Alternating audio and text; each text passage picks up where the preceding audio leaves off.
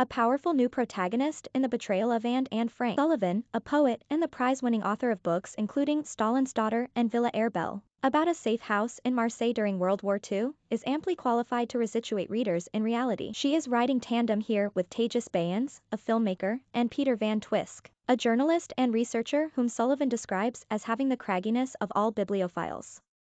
In 2016, Bayens and van Twisk, both of whom are Dutch, hired Vince Pankow, a retired FBI agent in Florida who still seems to be living undercover, a mild, anonymous man in a Guayabera shirt.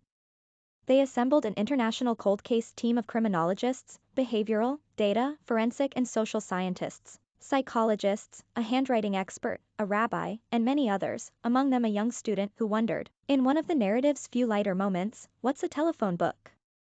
They're eager for any information you might have, too. Image Rosemary Sullivan, the author of The Betrayal of Anne Frank, a cold case investigation credit. Michael Rafelson. The team has used modern big data techniques and an artificial intelligence program developed by Microsoft, as well as old-fashioned shoe-leather reporting, conducting scores of interviews and combing through private and public archives. The team has the receipts, as the young student might say, often actual receipts, thanks to the diligent record-keeping of German bounty hunters. Shaped like a procedural or a whodunit, The Betrayal of Anne Frank nonetheless hums with living history, human warmth, and indignation. It agilely shifts the idea of collaboration over 8 decades and nearly 400 pages. From dark and insidious crime to noble quest with algorithmic transparency. Bayens and company were shocked to discover what Sullivan dryly calls the degree of acrimony among the various stakeholders of the Anne Frank legacy.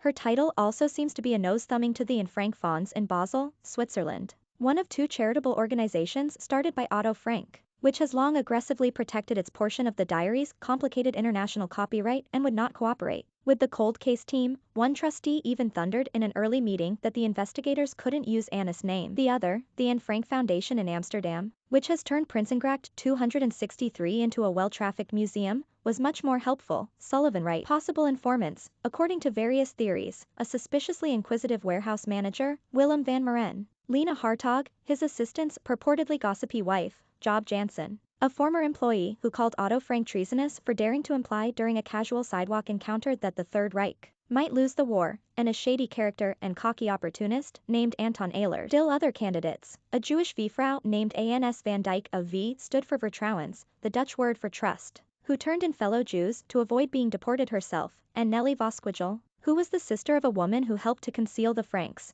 and who consorted with the enemy and suffered from fainting spells. At least one historian has suggested that there was no informant, that the police came to the warehouse to search for counterfeit ration cards or labor violations and happened upon the secret annex, hidden behind a moving bookshelf, perhaps noticing marks it had left on the floor. Sullivan circles all of these possibilities like Agatha Christie with Zoom and a time machine. The mingled mundanity and terror of the town square is all too present in details such as what would happen when a moving company, run by Abraham Pulse, came to pick up deportees' possessions. Gawking neighbors called this being Jeppel.